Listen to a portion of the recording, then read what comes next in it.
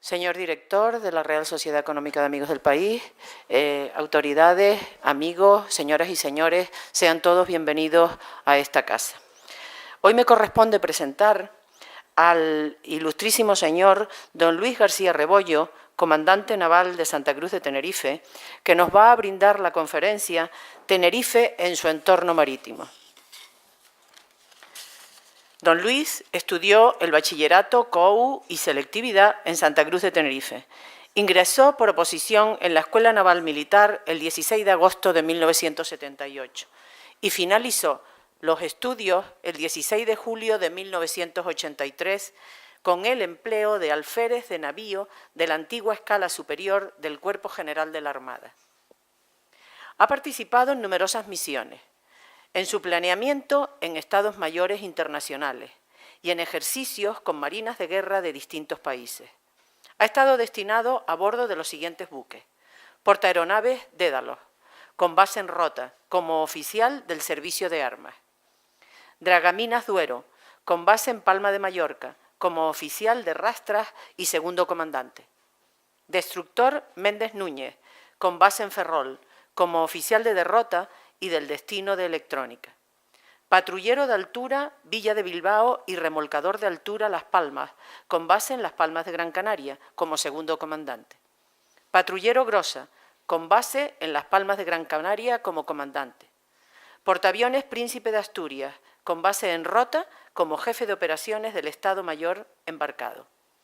Ha ocupado los siguientes destinos en tierra: profesor del Centro de Instrucción y Adiestramiento a Flote en Cartagena, jefe de Inteligencia Naval y de la Oficina de Comunicación Social del Estado Mayor de la Zona Marítima de Canarias, secretario general de la Delegación de Defensa en Santa Cruz de Tenerife, jefe del Organismo de Apoyo al Personal en Canarias y comandante naval en Tenerife. Ha realizado diferentes cursos de táctica, guerra electrónica, medidas contra minas, control de tráfico marítimo, seguridad en vuelo, etc.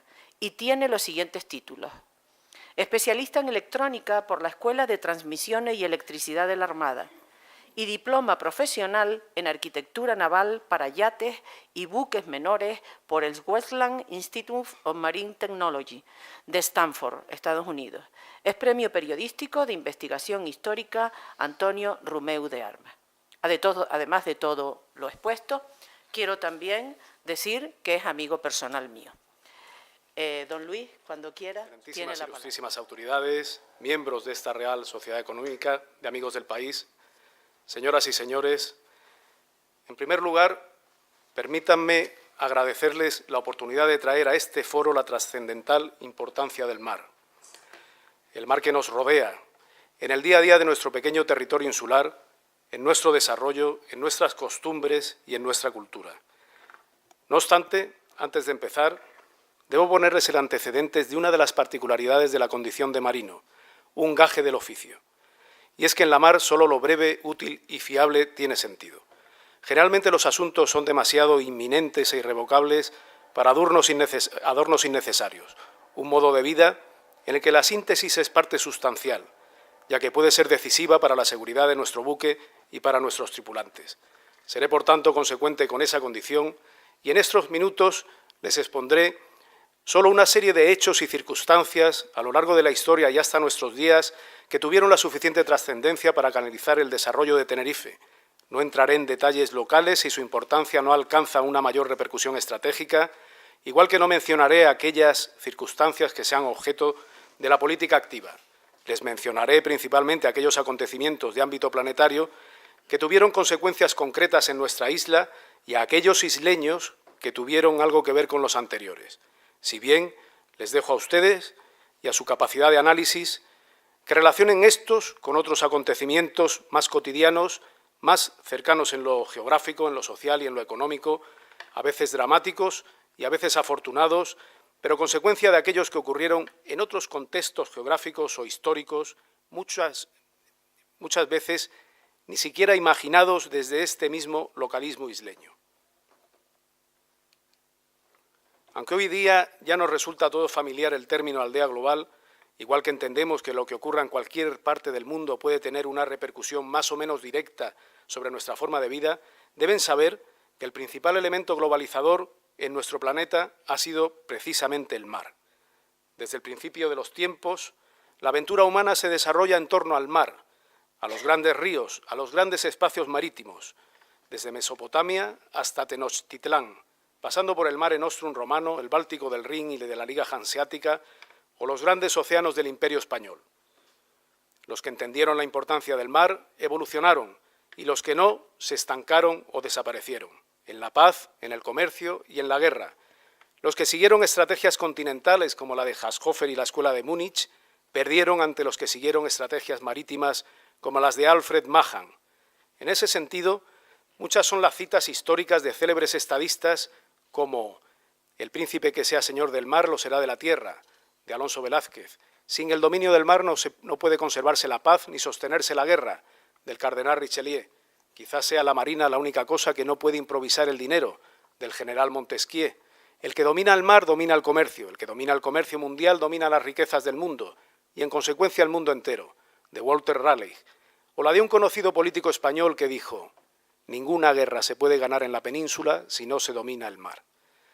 Sin olvidar, por el contrario, la influencia que ejerce el mar sobre los pueblos ribereños, que encontraría justificación en las teorías del determinismo geográfico enunciadas por el geógrafo Friedrich Ratzel a finales del siglo XIX, y en esa línea me van a permitir hacer mención de nuestros antecedentes geopolíticos para navegar orientados durante esta charla.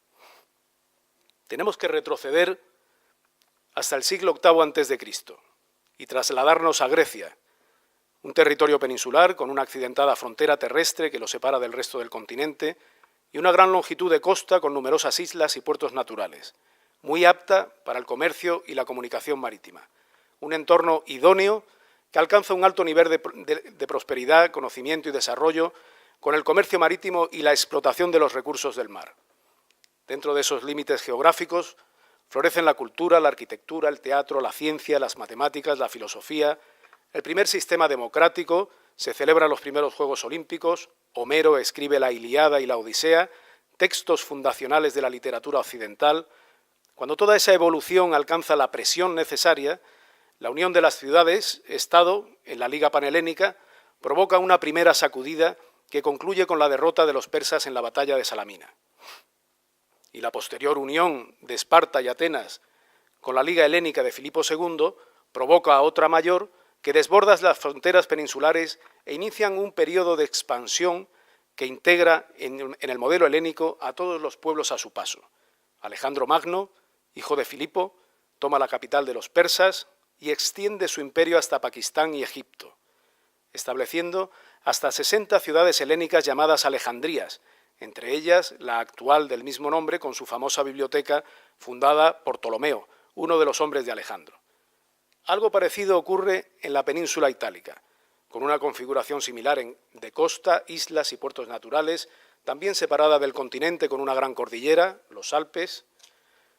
Como en el caso anterior, las tribus latinas, sabinas, etruscas y demás configuran una misma civilización que se extiende por toda la península desde la ciudad de Roma. Se crea el Senado, la división de poderes, el derecho romano, la arquitectura hidráulica y la ingeniería civil, el bienestar social, la encuadernación, etc. Como en el caso griego, la unión política de todo el territorio peninsular hace de detonante de la civilización más avanzada del momento que se expande siguiendo el mismo modelo de integrar los pueblos a su paso, con la construcción de infraestructuras y la implantación de las leyes y de la cultura latina. Igual, el mismo proceso se repite en la península ibérica, también con una gran longitud de costa, islas y puertos naturales propicios para la comunicación y el comercio marítimo, y una gran cordillera que la separa del continente, los Pirineos. Solo que ahora los mares adyacentes incluyen aguas oceánicas y un importante estrecho marítimo. Un territorio peninsular e insular donde se llega a acumular una larga tradición científica, desde el monacato hispánico, el reino visigodo de Toledo, San Isidoro o Alfonso X el Sabio, que funda la Escuela de Traductores de Toledo, donde con el número arábigo se desarrolla la trigonometría y con ella la navegación de altura, así como la cartografía náutica que nace en Palma de Mallorca y se desarrolla en las expediciones mallorquinas a las Islas Canarias. o el florecimiento de las ciencias cosmográficas en la Universidad de Salamanca y en la zona de Huelva y Cádiz, donde se escriben tratados universales como el Almanach Perpetuum, que contiene todas las tablas y datos necesarios para resolver los problemas astronómicos de la navegación. Sin olvidar el humanismo de la doctrina de Francisco de Vitoria, base del actual derecho internacional humanitario, la teoría cuantitativa del dinero o el principio consecuente de distribución de la riqueza promulgada por los escolásticos salmantinos, una presión evolutiva que salta las fronteras geográficas cuando se alcanza la unión política peninsular. Pero antes de continuar con nuestro proceso evolutivo, veamos cuál es el desenlace de aquellos que nos precedieron, por si pudiera servirles de referencia para imaginar el propio. Y también veremos unos apuntes sobre la importancia del mar para entender sus efectos colaterales. Si después de muchas invasiones, secesiones y demás vicisitudes a lo largo de los siglos, comparamos las fronteras de la actual Grecia con las fronteras de la Grecia de Filipo II en el 335 a.C., justo antes de su expansión, o la actual Italia con las fronteras de la Roma de Publio Cornelio Escipión el africano, antes de la Segunda Guerra Púnica en el 218 a.C., vemos que unas y otras se circunscriben con bastante aproximación al mismo cinturón montañoso costero e insular. Y sobre la importancia del mar y los espacios marítimos, el 90% de las importaciones de nuestro país y el 65% de las exportaciones se realizan por vía marítima.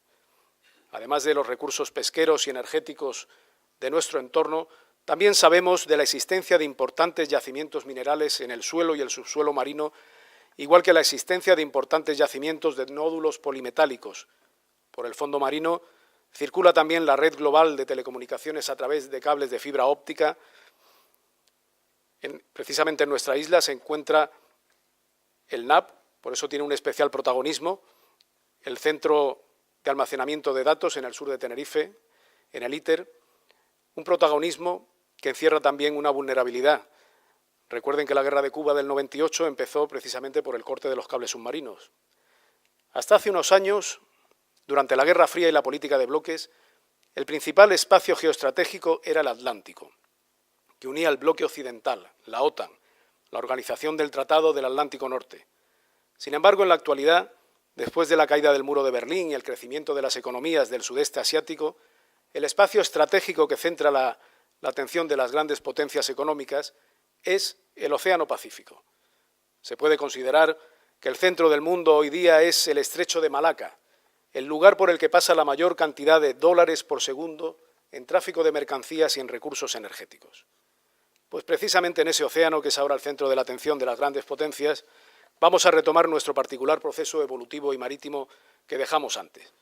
Porque hace 500 años se le conocía como el lago español, desde que lo descubrió Vasco Núñez de Balboa en 1513, con más motivo después de que Magallanes descubriera el paso que lo unía con el Atlántico, en 1520, tan solo 6 años antes de que Francisco de Oces descubriera el peligroso paso que lleva su nombre, Mar de Oces, no Estrecho de Drake, con la contribución de Urdaneta y Arellano, que descubrieron el sentido anticiclónico del régimen de vientos y corrientes del Pacífico Norte y la ruta de regreso desde Filipinas hasta Nueva España.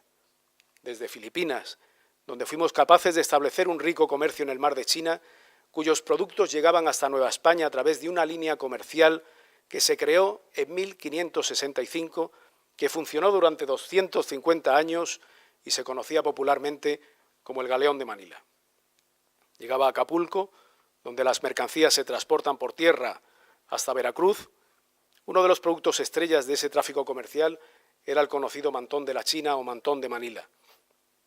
Sin embargo, era necesario hacer practicable el paso del estrecho descubierto por Magallanes, lo que se llamaba la Puerta del Pacífico, y potenciar el comercio en América del Sur. Lo consiguió Pedro Sarmiento de Gamboa al cartografiarlo en 1579, además de descubrir los vientos y corrientes que permitieron el tornaviaje hasta Centroamérica. Así se inicia un tráfico comercial en América del Sur que termina en Panamá y desde allí por tierra hasta Portobelo y Cartagena en tierra firme. De manera que en 1611 los españoles habíamos descubierto los principales grupos insulares del Pacífico, fundado la primera universidad de Asia en Manila, que junto con la primera de América, fundada en Lima en 1553, difundían el saber de la época entre ambas orillas y en español. Mientras que en el Atlántico, desde que Colón descubre América en 1492 y también el viaje de regreso por el Atlántico Norte, se inicia un intenso tráfico comercial que hace necesaria una institución que lo regule, por lo que se crea la Casa de Contratación de Indias en Sevilla. Un tráfico comercial que coexiste con el tradicional comercio castellano con la Liga Hanseática a través de Irlanda. Para abastecer los nuevos territorios españoles, en 1558 se crea en La Palma un juzgado de Indias dependiente de Sevilla que permite el libre comercio con América desde Canarias. Y muchos años después, también en Gran Canaria, pero sobre todo en La Laguna, que sería el principal juzgado de Indias del archipiélago al final del Imperio Español. La razón de que La Palma y después Tenerife se conviertan en escala obligada del tránsito oceánico es el agua, la extraordinaria calidad de nuestro agua, que mezclada con la malvasía o vino de Jerez, pues permite a las tripulaciones estar en la mar durante meses. Además, por supuesto, y como saben ustedes, de los imprescindibles vientos alisios. Cuando se incorporan al tráfico transatlántico las mercancías procedentes del Pacífico, con las flotas de Nueva España y Tierra Firme que hemos mencionado anteriormente, Santa Cruz de la Palma se convierte en el tercer puerto del imperio, después de Sevilla y Veracruz. Y después de nuestra victoria en la batalla de Lepanto contra los turcos, en 1571, España también controla el comercio mediterráneo, completando una gran red de comercio marítimo desde el sudeste asiático hasta el Mediterráneo oriental, que fue mundial mientras Portugal perteneció a la corona hispánica. Además, España refuerza su monopolio comercial con la toma de Azores en 1582 y el establecimiento en ese archipiélago de la escuadra de guarda de la carrera de Indias.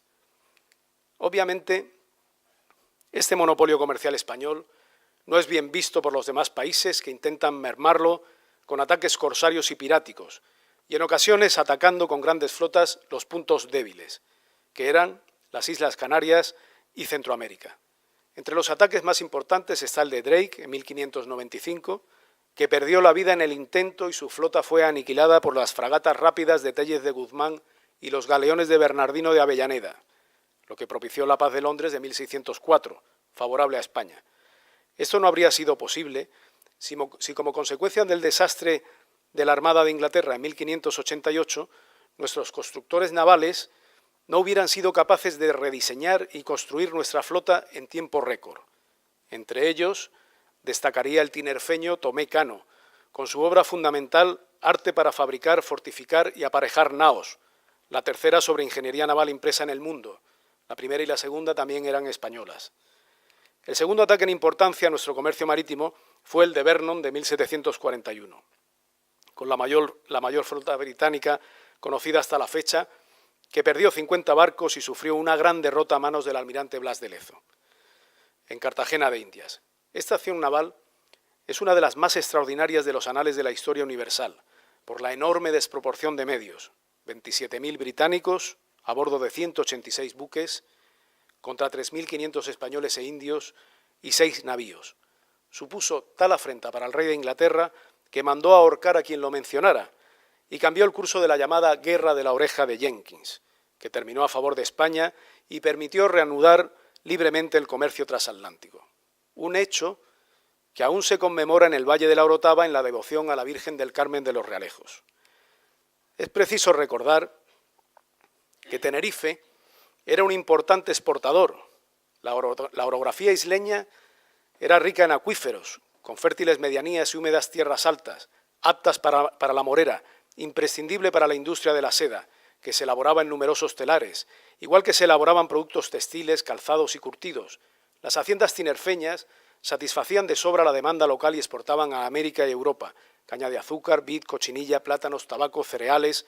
Contaban con ingenios azucareros, con trapiches para la elaboración de aguardiente, casas de mieles, lagares, eras, pajares, secaderos, bodegas, despensas y caballerizas. Y estaban rodeadas de hermosísimos jardines de los que dieron testimonio sucesivos viajeros y botánicos. Las casonas tinerfeñas guardaban en su interior bellos lienzos, tapices, esculturas, tallas y demás obras de arte bibliotecas e instrumentos musicales que demandaba la condición ilustrada de sus moradores, sin olvidar las capillas o ermitas que satisfacían sus necesidades espirituales. Una muestra de la opulencia y los beneficios del negocio transatlántico. Un negocio que no podía ser posible si no se protegían los cargamentos, si no existía una clara vinculación con el mar. Tan importante era producir como colocar los productos en los mercados ultramarinos. Se llegaron a construir algunas fragatas en la playa de San Marcos, sufragadas por el Cabildo, creo, con el fin de proteger nuestras costas y el comercio marítimo, pero a mi modo de ver, creo que la iniciativa demostró que esa empresa era de tal magnitud que solo podía ser abordada por la corona dentro de un contexto geoestratégico.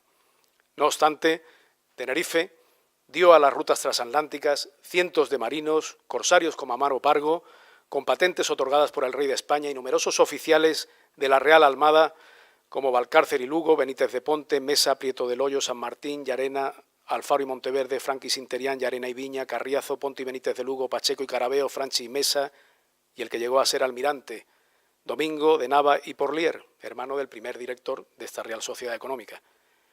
Este año 2017 se cumple el 300 aniversario de la fundación de la Real Compañía de Guardias Marinas, la Universidad de la Armada, universidad que viene de universal, por eso la denominación del cuerpo general al que pertenecemos, donde recibían una formación y reciben una formación teórico-práctica los futuros oficiales en todos los campos de la ciencia necesarios para realizar su trabajo.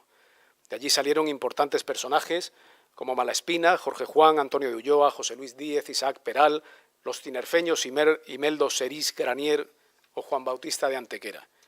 Además de los que hemos mencionado anteriormente, de las primeras promociones, cuyos nombres figuran en una placa entregada recientemente por la Real Sociedad Económica de Amigos del País de Gran Canaria a la Armada y expuesta actualmente en el Museo Naval de Las Palmas. Esto es cierto, esta fotografía es de hace 15 días. Vemos, por tanto, que la vinculación entre la tierra y el mar era fundamental para la economía y el desarrollo de nuestra isla.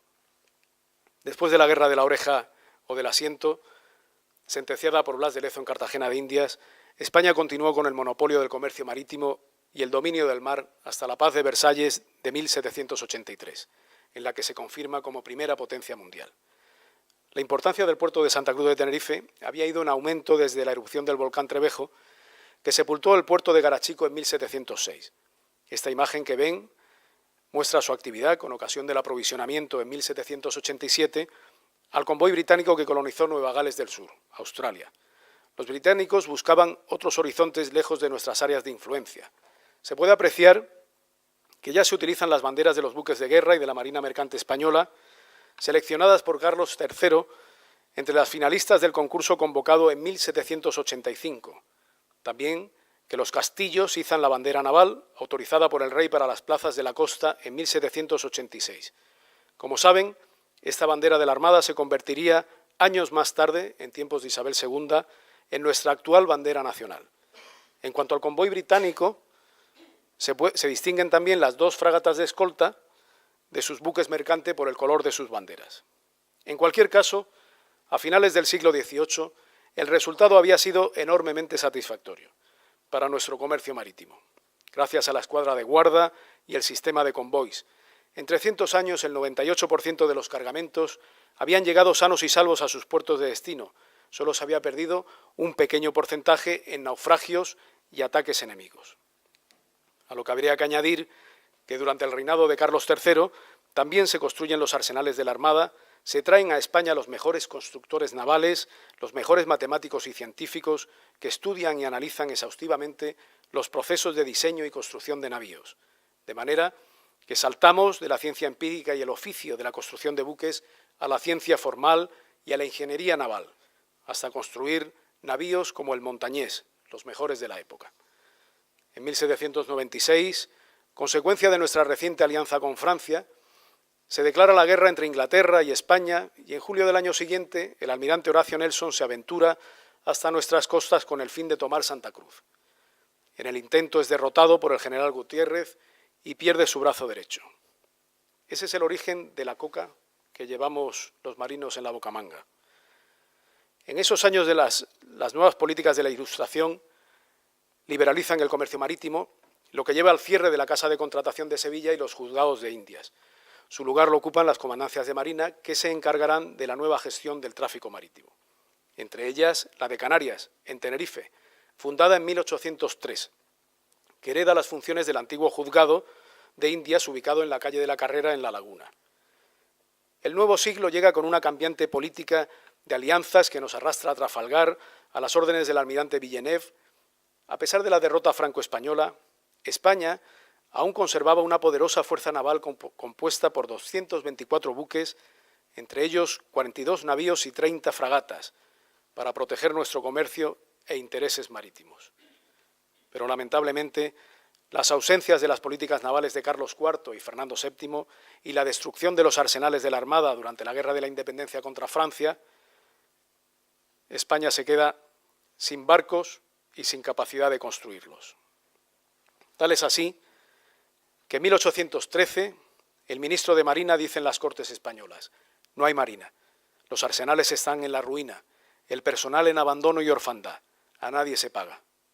España pierde sus líneas comerciales y se independizan sus territorios ultramarinos.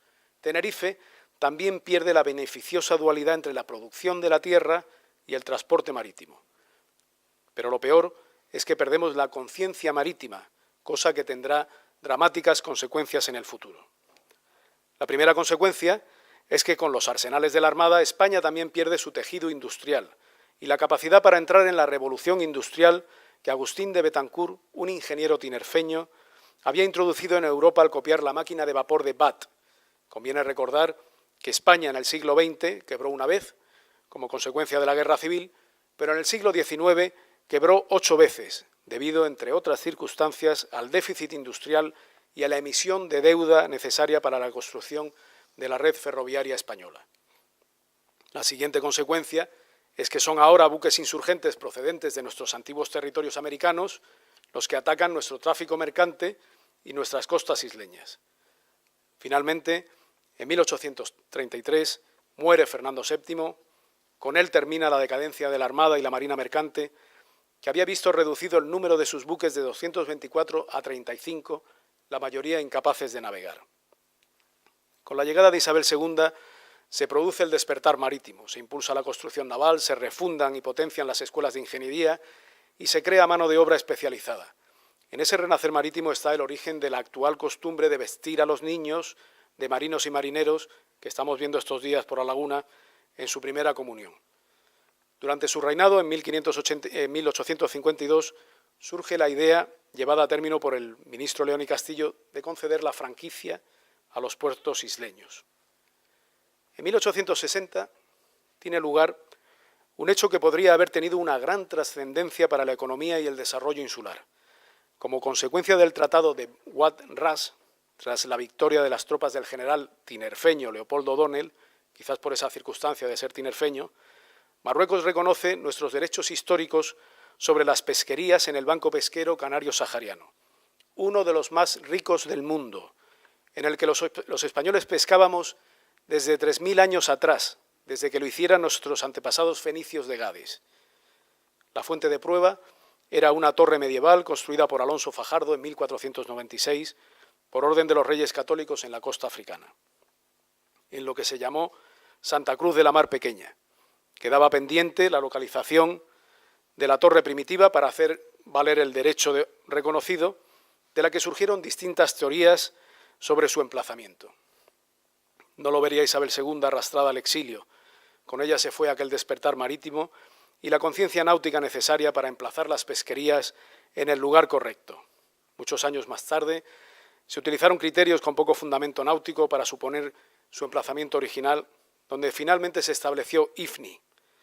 Pero la inconsistencia marítima del lugar y la incongruencia con el propósito original de las pesquerías dieron al traste con la colonia, que fue definitivamente entregada a Marruecos en 1969. Quizás, si nos hubiéramos puesto en la piel del gobernador Alonso Fajardo, para establecer una línea marítima entre Tenerife, Las Palmas y las pesquerías africanas con buques de 1496, sabiendo que aquellos no podían navegar más allá de 6/4 contra el viento, lo que limitaría los rumbos posibles de ida y vuelta a dos pequeños sectores, que orientados sobre el alisio dominante y considerando ruta obligada el paso por el sur de Jandía, resolvería el enigma, confirmado además con la existencia del único puerto natural en la zona, la laguna de Nagla, similar en tamaño a la Mar Chica de Melilla o al Mar Menor de Murcia y consecuentemente llamada Mar Pequeña en el siglo XV, donde hoy día ya sabemos que están los restos de la antigua torre medieval. Unas cuantas piedras que de haberse encontrado en su momento podría habernos proporcionado un hinterland legítimo en la costa africana y nuestro legítimo derecho a las pesquerías en el riquísimo banco pesquero. Pero volviendo a Isabel II, en el momento del alzamiento que la destronó en 1868, simultáneo en el tiempo con el grito de Yara que dio inicio a la Guerra de los 10 años en Cuba, España contaba con una de las marinas de guerra y mercante más poderosas y modernas del mundo, sin duda la de mayor poder del continente americano y muy superior entonces a la estadounidense. Tras el derrocamiento, en apenas 6 años, España pasa por un gobierno provisional, una regencia, una monarquía democrática, una república federal, una república unitaria, 3 guerras civiles simultáneas y un nuevo régimen provisional hasta la restauración de la misma dinastía derribada anteriormente. En 6 años. Para la Armada y la Marina Mercante las consecuencias son terribles, principalmente en las revoluciones cantonales. Se pierden inútilmente buques costosísimos, infraestructuras industriales que habían costado muchísimo levantar, pero sobre todo, y lo que es fundamental, se pierde la mano de obra especializada. La mayoría desaparece en los levantamientos o en las purgas posteriores. A partir de entonces, otra vez, sin tejido industrial y hasta la Guerra Civil de 1936, ya seríamos industrialmente dependientes de Gran Bretaña, a través de grandes empresas como Vickers o Nordenfeld. Numerosas compañías británicas se establecen en los puertos canarios con estaciones carboneras, varaderos, astilleros, consignatarias, etc. Las mismas compañías que más tarde pasarán a controlar otros sectores económicos como bancos, seguros, la exportación de productos agrarios y finalmente el turismo.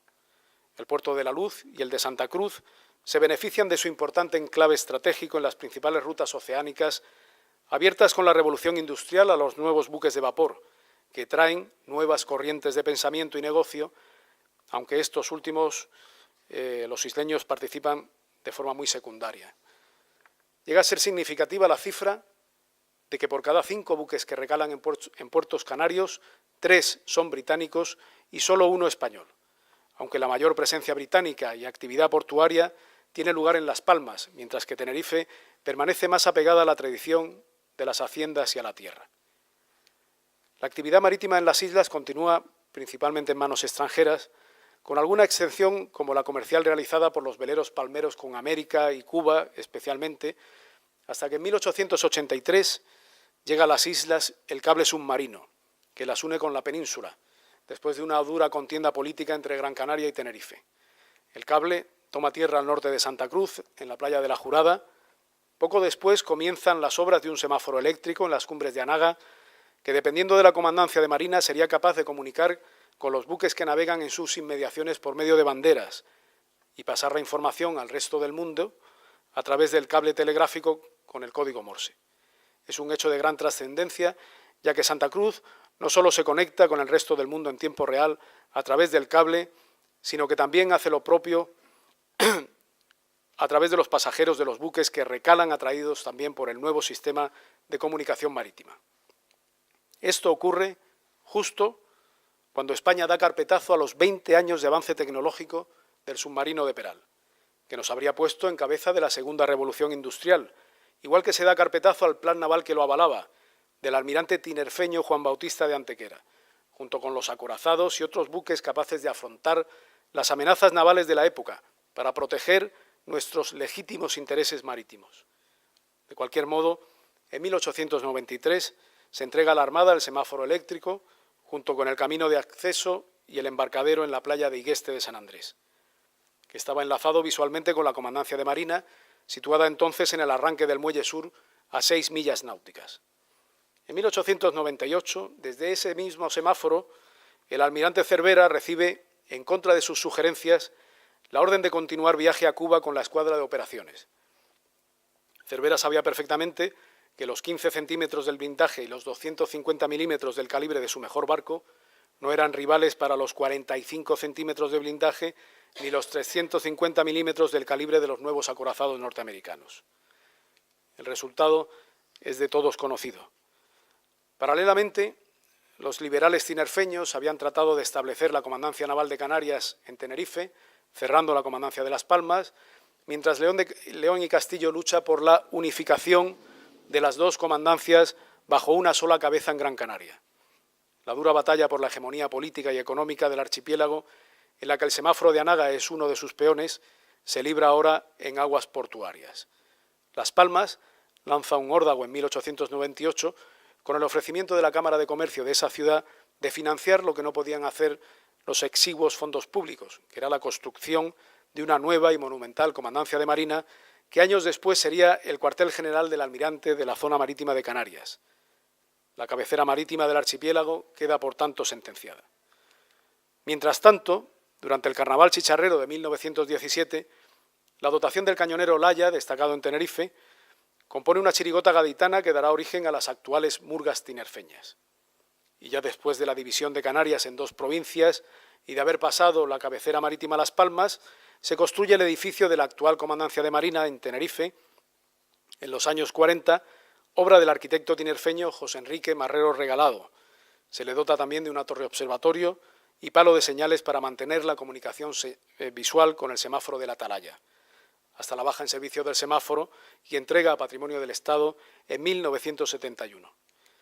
En aquellos años de guerra, ante los planes británicos de invasión de Canarias, conocidos como Operación Pilgrim, se construye una estación naval en Las Palmas y otra en Santa Cruz de Tenerife, proyectada para aprovisionar a 12 submarinos y buques de superficie, con sus correspondientes almacenes y cuartel de marinería e infantería de marina. La estación naval de Las Palmas se convirtió en el actual arsenal de la Armada y la de Tenerife se desafectó, pasando a Patrimonio del Estado en 1965. En la actualidad, el cuartel de marinería es el Colegio Miguel Pintor del barrio de la Alegría y los antiguos almacenes y polvorines pertenecen a la autoridad portuaria. A finales de los años 50, la industrialización de los países del norte de Europa y el aumento consecuente de su nivel de vida permite a los ciudadanos descubrir las costas del sur, lo que es el origen del turismo, del boom del turismo de sol y playa. En 1956 comienza el desarrollo de la industria naval española dentro del INI, el Instituto Nacional de Industria, y la circunstancia favorable del primer cierre del Canal de Suez. Con el segundo cierre del canal, desde la Guerra de los 6 Días en 1967 hasta su reapertura en 1975, nuestra industria naval llegó a ocupar el 4º puesto mundial después de Japón, Suecia y Alemania. El desvío consecuente del tráfico marítimo por el Atlántico supuso para el puerto de Santa Cruz un aumento de las demandas de avituallamiento del 24% y del 20% para las aguadas.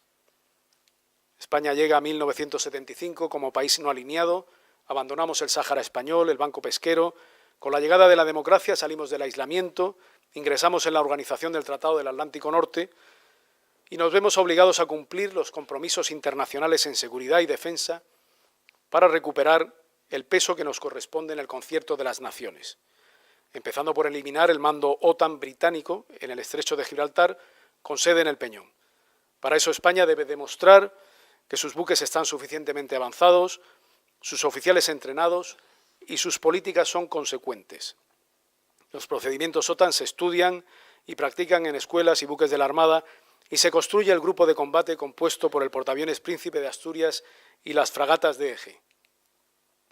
Este gran esfuerzo absorbe la atención y el presupuesto de la Armada, que también canalizaba toda la acción de los distintos ministerios e instituciones públicas en la mar a través de las comandancias de Marina y de cuerpos especializados, en una administración marítima única. Sin embargo, en 1992 se reestructuran las Fuerzas Armadas y se decide descentralizar la administración marítima. En la actualidad, nuestro país ha recuperado el pulso de la industria naval que perdió hace 200 años, de la que ahora es uno de los países de vanguardia a nivel mundial, si bien con un gran esfuerzo, generalmente en solitario, por la Armada y otras instituciones marítimas, ya que la conciencia marítima de nuestro país no ha seguido la misma suerte. En nuestros días, el archipiélago canario se encuentra dentro del espacio marítimo definido por el artículo 6º y sujeto sexto del Tratado del Atlántico Norte, bajo el amparo de esta organización y sujeto a los consecuentes beneficios en seguridad y defensa. Sobre la estabilidad que esta circunstancia proporciona a nuestras economías insulares, especialmente el turismo, quizás de momento nadie lo haya expuesto mejor que el periodista canario Ángel Tristán Pimienta en numerosos artículos que se han publicado recientemente con el título La guerra invisible. Finalmente, volvemos al efecto globalizador de los espacios marítimos que citábamos al principio, a la geopolítica del mar. Es preciso entender la vulnerabilidad de nuestro pequeño territorio insular en ese escenario, la necesidad de tener una visión de muy largo alcance, tener presente que el agua de mar, aunque salada, es el elemento fundamental que riega nuestra economía y desarrollo. Y por último, como marino, no quisiera terminar sin hacer un pequeño homenaje a la más extraordinaria hazaña marítima de la que se tiene noticia, la primera circunnavegación del globo, de la que Tenerife fue testigo y protagonista. Testigo, porque la expedición regaló aquí, en Santa Cruz y en la playa de La Tejita, y protagonista, porque embarcaron 4 pegueros isleños o calafates de Granadilla, que era donde el Cabildo de Tenerife había establecido la producción de pez. De las 5 naves de Magallanes, la Santiago naufragó en las costas argentinas, la San Antonio desertó en los canales patagónicos, la Concepción fue quemada en la isla de Bohol por su mal estado y falta de tripulación, la Trinidad fue incapaz de seguir los vientos favorables del este y cayó en manos de los portugueses, mientras que la Victoria recorrió en solitario por primera vez decenas de miles de millas desde Tidore hasta Sanlúcar de Barrameda con un valioso cargamento de clavo y especies. Su casco, bien mantenido, resistió infatigable y estanco los temporales y los teredos. Entre los pocos supervivientes se encontraba Pedro, tinerfeño y calafate, que habría alcanzado la dignidad de maese seguramente por la importancia de su trabajo. Pues muchas gracias por su atención.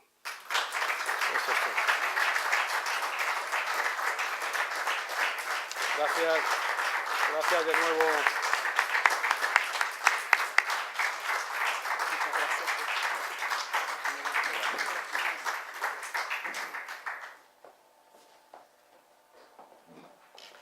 Quería agradecer a la Económica no solo esta oportunidad, sino también la visita de los guardianes.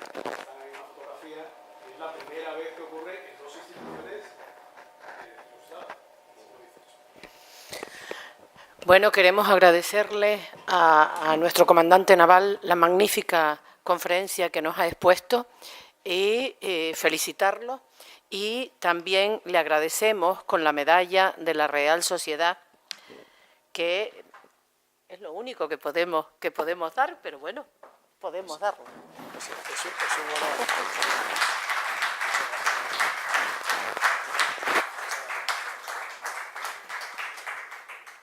¿Alguien quiere hacerle alguna pregunta al conferenciante? Pues siéntate y se la contesta. A ver, don Pedro, por favor.